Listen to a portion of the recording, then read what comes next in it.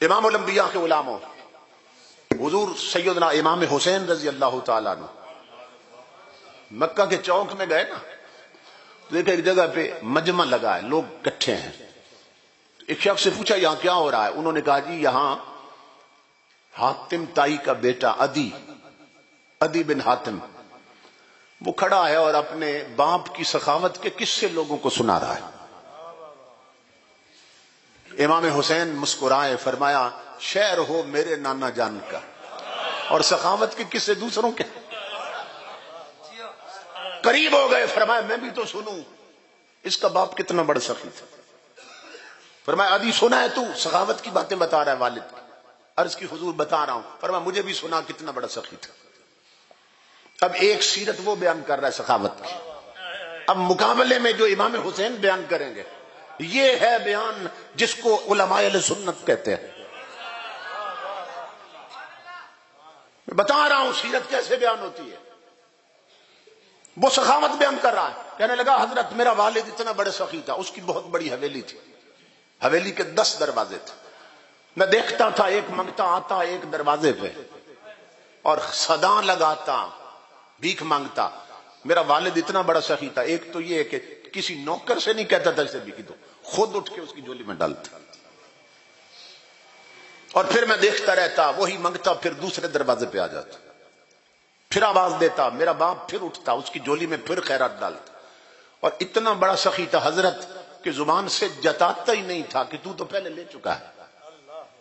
اتنا بڑا سخی تھا. میں دیکھتا وہی منگتا پھر تیسرے دروازے پہ آ جاتا، پھر چوتھے پہ آ جاتا، آواز لگاتا، میرا باپ خیرات دیتا رہتا، نہ جتاتا تو پہلے لے چکا. اتنا بڑا سخی تھا. امام حسین مسکرائے، فرمایا عدی ناراض نہیں ہونا، اور جس کو تو کمال سخاوت سمجھا ہے یہ تو نقص سخاوت.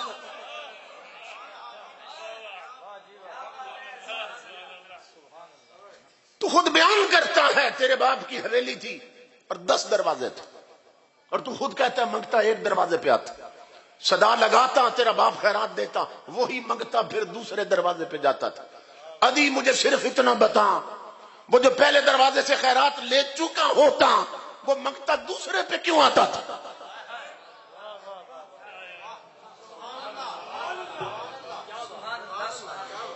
اس کا مطلب یہ ہے ابھی طلب پوری نہیں ہوتی تھی اس کی، اس لیے دوسرے پہ آیا. پھر صدا لگاتا تیرا باپ خیرات دیتا، تو خود بتاتا ہے وہی منگتا تیسرے پہ آتا. بتا پھر تیسرے پہ کیوں آتا تھا؟ اس کا مطلب ہے ابھی جولی نہیں بھرتی تھی. وہ عدی تیرا باپ کیسا سخی تھا کہ منگتوں کو دروازے پھراتا رہتا اور وہ پھر بھی منگتے کے منگتے رہتے.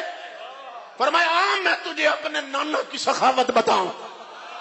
میرے نانا کی کوئی بڑی حویلی نہ تھی، ایک کچا مکان تھا، دروازہ بھی نہ تھا، بوری لٹکی رہتی تھی. اور میرے نانا کے دروازے پر منگتا آتا، صدا لگاتا، اس کی پہلی پکار پر میرے نانا جان اس کی جھولی میں اتنی خیرات ڈال دیتے تھے کہ اسے زندگی بھر کسی اور دروازے کی حاجت نہیں ہوتی تھی.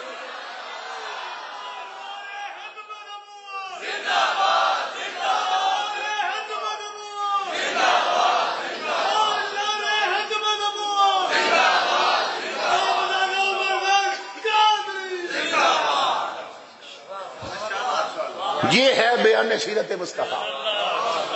فرمایا وہ تو نقش سخاوت ہے.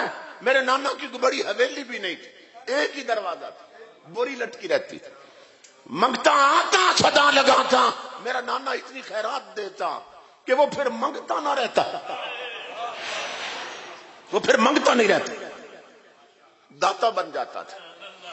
اور کیا یہ صرف امام حسین کی بات تھی؟ نہیں لوگوں آؤ تاریخ سے میں مثالیں دینے لگا. جب منگتے نے جولی پھیلائی تھی دروازے مصطفیٰ پر تو علی حجویری تھا، خیرات پالی تو داتا گنج بخش بن چکا تھا. جب منگتا گیا تھا دہلیز مصطفیٰ کی طرف تو صرف محمد باہو تھا، مدینے والے نے خیرات دی تو سلطان العارفین بن چکا تھا. منگتا گیا تھا دہلیز مصطفیٰ پر تو صرف معین الدین تھا، خیرات پا کے پلٹا تو غریب نواز بن چکا تھا. منگتے نے جولی پھیلائی تھی دہلیز مصطفیٰ پر تو صرف احمد رضا تھا. خیرات پا کے پلٹا تو اعلی حضرت بن چکا تھا. جب منگتے نے جھولی پھیلائی تھی تو صرف شمس الدین تھا. سیاح شریف میں جا کے دیکھو خیرات ملی تو شمس العارفین بن چکا تھا. منگتے نے جھولی پھیلائی تھی تو صرف احمد سرہندی تھا. مصطفیٰ کے ٹکڑے پائے تو مجدد علم ثانی بن گیا تھا. اور منگتے نے جب جھولی پھیلائی تھی تو صرف خادم حسین تھا. خیرات پا کے پلٹا تو امیر المجاہدین بن گیا تھا.